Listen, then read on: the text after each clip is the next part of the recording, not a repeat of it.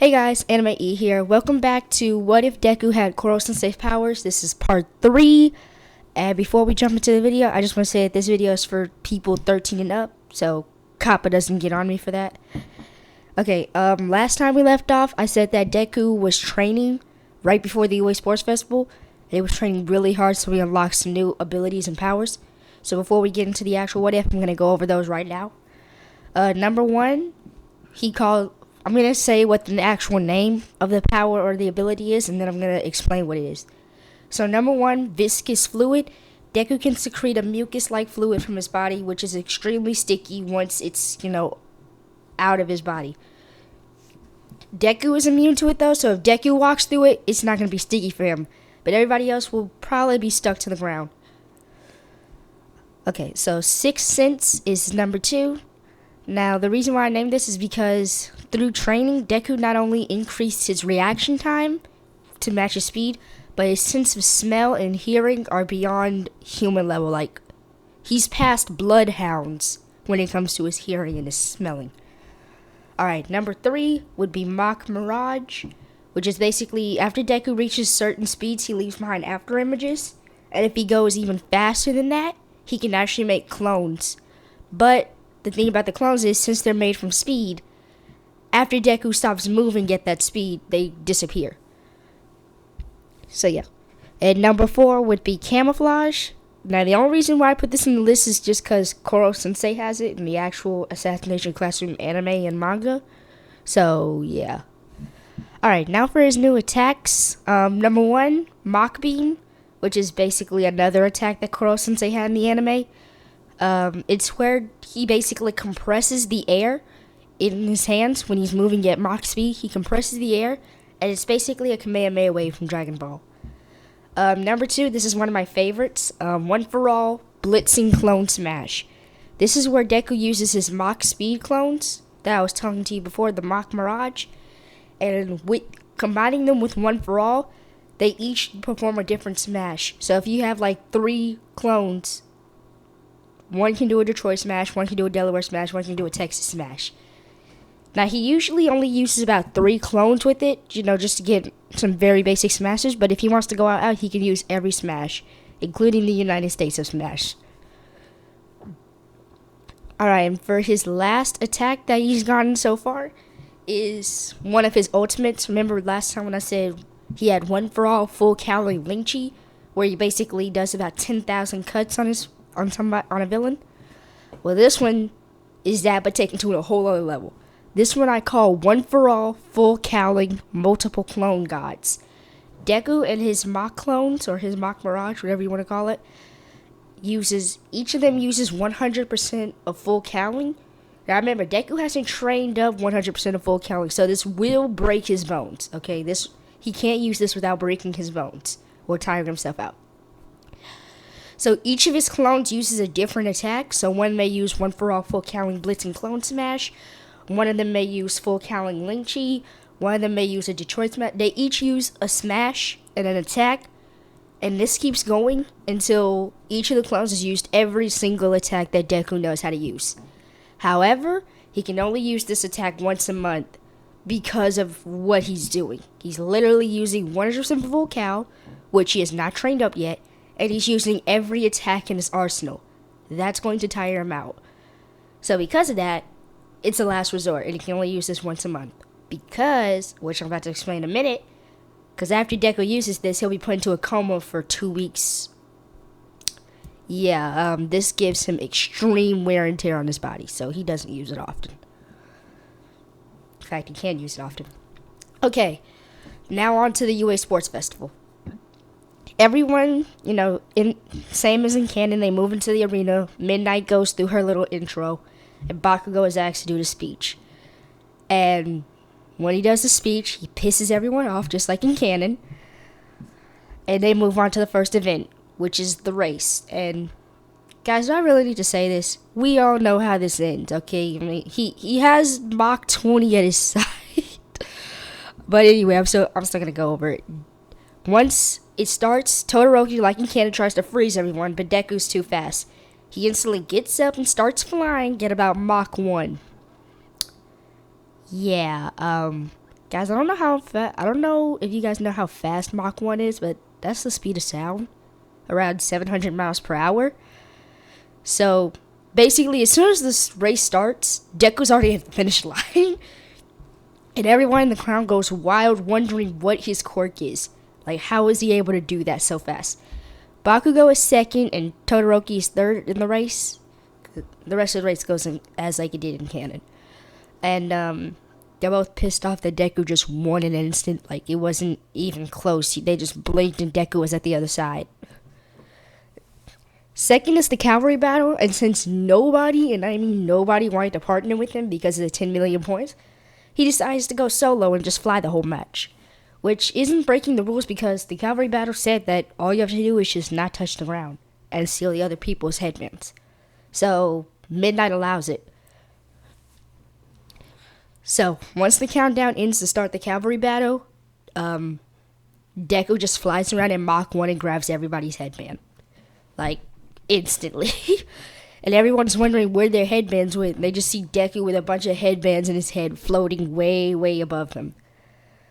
Now everyone else tries, and since no one can reach him, except for the people that have quirks that can allow them to fly, like Todoroki and Bakugo, they spend the whole battle trying to get the headbands back.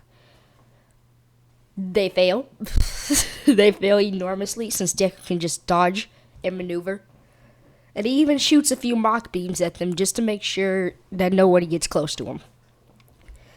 Now, after the round ends, since technically everyone is disqualified, since nobody has a headband except for Deku, that would end the sports festival right here, but the people that are in charge of it didn't want to end it like that, so they decided to go as it would.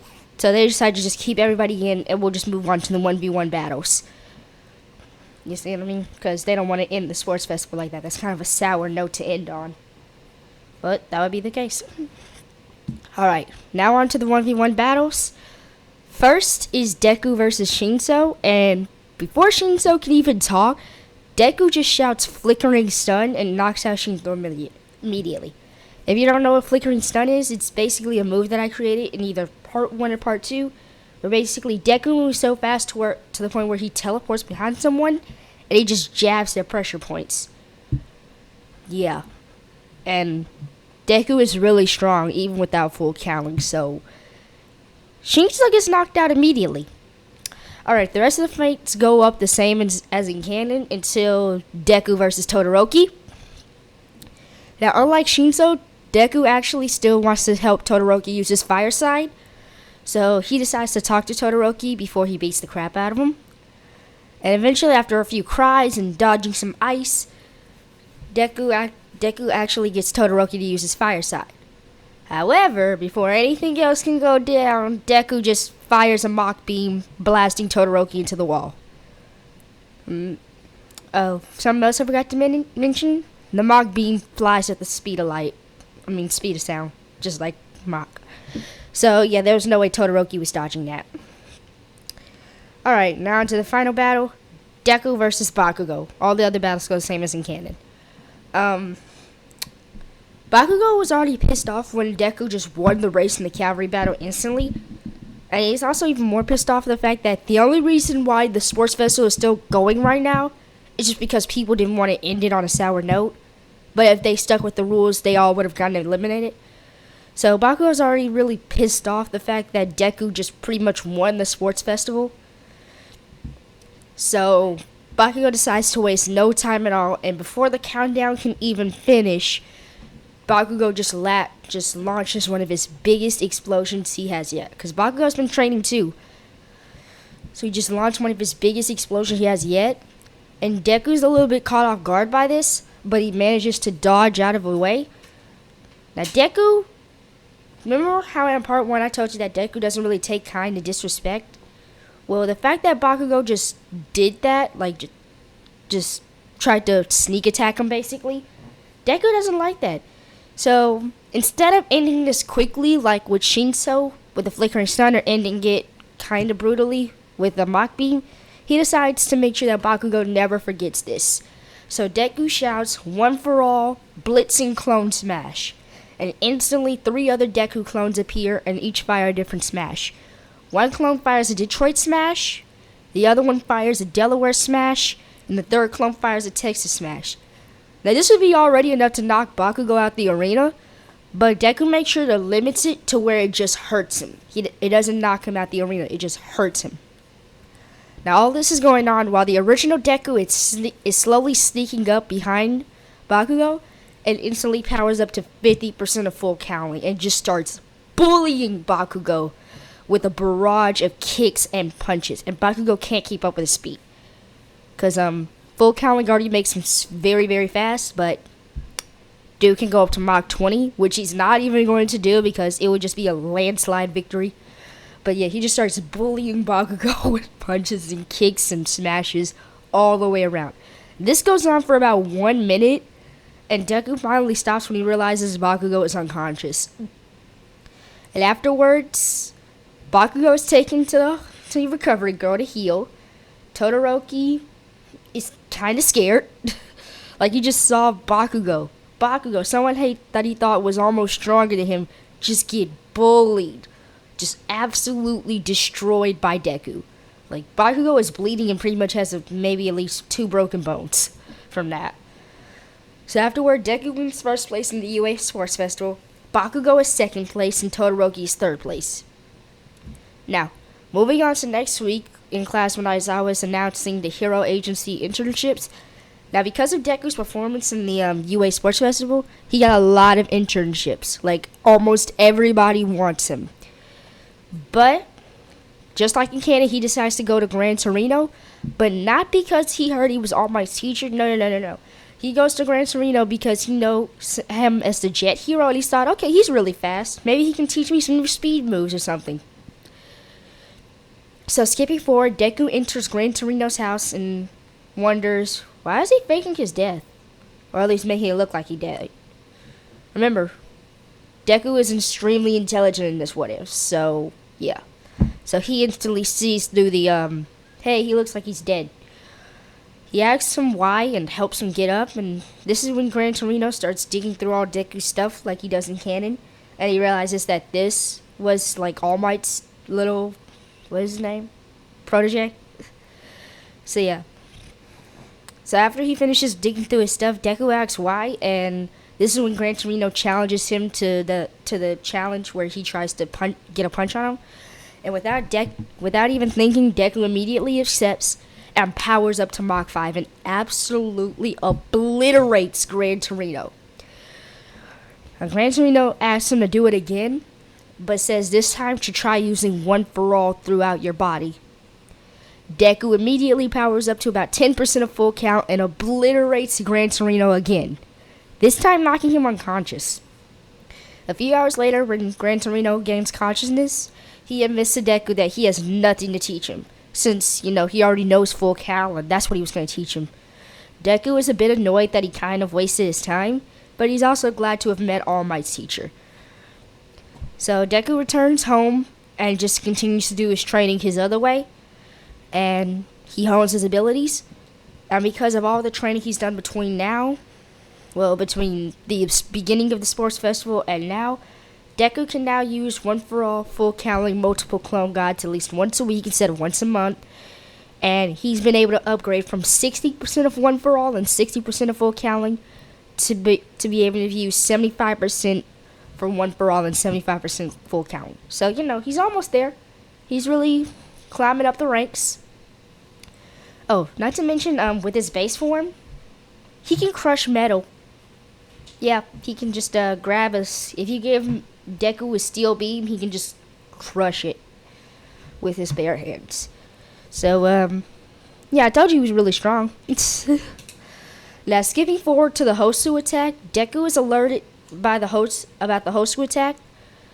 If you want to know why, it's because he saw it while it was being played on the news, since, they have those helicopters that fly up.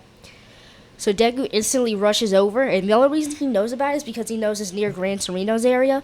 He just has to go a few extra miles. Now, Deku knows about the quirk rule, how since he doesn't have a license yet, he can't be going around and using his quirk on the villains.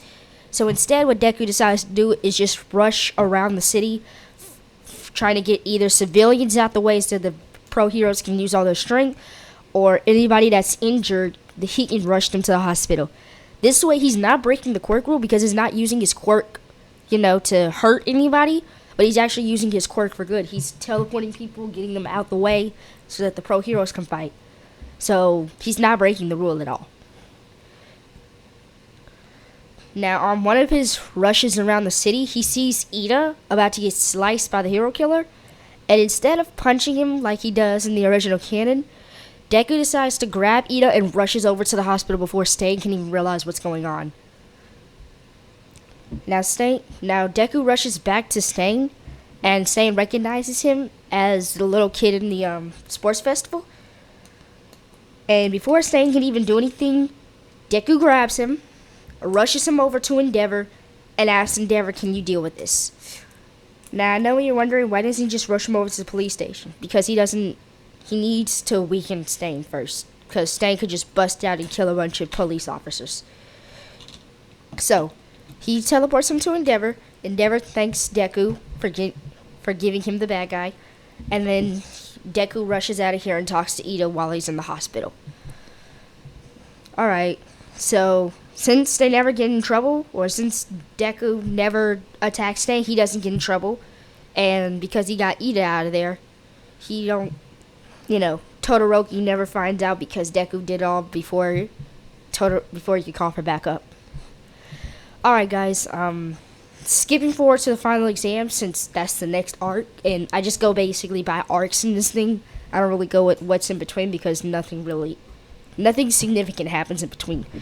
Alright, so skipping forward to the final exams arc, all fights go the same as in canon, except for the Bakugo and Deku versus All Might fight.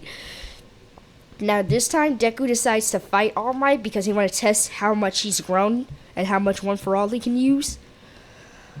And he tells Bakugo to wait for when they're coming up with a plan. Bakugo actually listens, but not in the reason you might expect.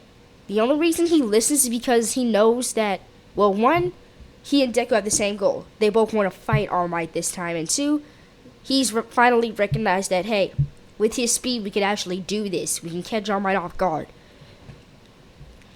So, this time, Deku and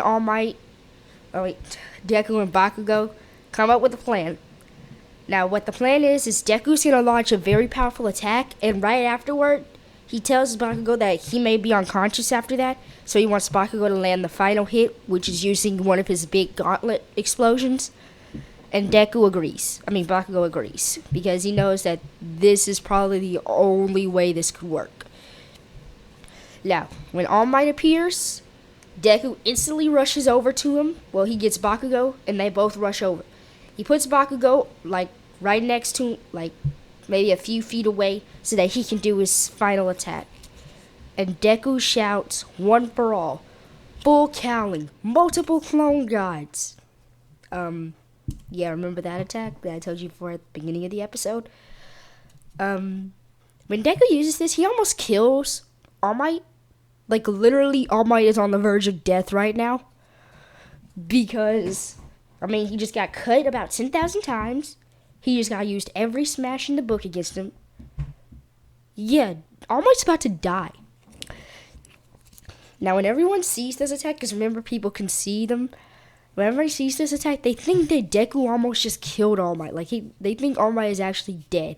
And they are amazed, yet scared of Deku's power. Now, Bakugo, also scared, decides to hold up his end of the bargain and launches a gigantic gauntlet blast right at All Might, pretty much knocking him out. And right as the gauntlet blast hits All Might, Deku stands up and launches a Delaware smash, the one where he flicks his finger, in his final moments of consciousness, right before he becomes unconscious. They end up winning the fight. Bakugo and Deku, they end up winning the fight, and Deku gets transported to a hospital. And that ends the final exams arc. And this is also where I'm going to leave off part 3 of What If Deku Had Koro Sensei's powers. Part 4 will be out soon. Really soon. Today's Thursday. I guarantee you part 4 will be out before Saturday. Well, I won't say before Saturday. It'll be out by Saturday. Okay, because I'm already starting the script for it. Also, this series is coming to an end soon, guys, because we're almost out of arcs. All that's left is the quirk training camp. I think it was like the final exams arc. Basically, there's not that much left to go before we get to Eri. And I'm not going into the manga. I'm sorry, guys. I like the manga. It's good. But I want to wait until the actual anime is released before I do this. Alright, that'll be all for this episode. Anime E signing out. Bye!